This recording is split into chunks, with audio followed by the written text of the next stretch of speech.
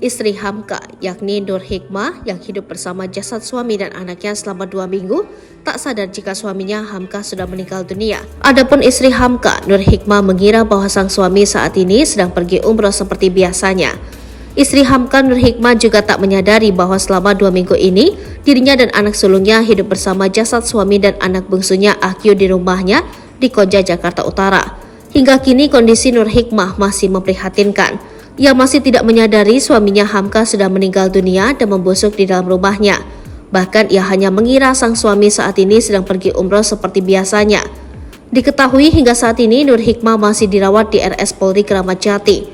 Polisi menyebut Nur Hikmah masih banyak lupa, bahkan ia tak sadar suaminya Hamka sudah tewas membusuk. Nur Hikmah hanya tahu suaminya sedang pergi umroh.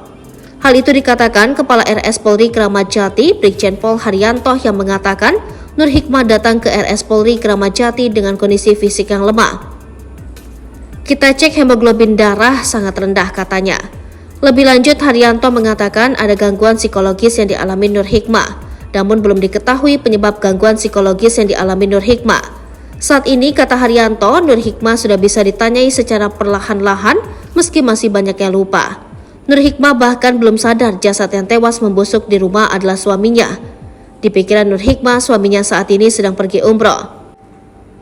Bahkan Nur Hikmah menyangkanya suami yang meninggal itu masih umroh gitu, ujar Haryanto. Jadi hal itu yang mau digali oleh psikiatri nanti, sambungnya.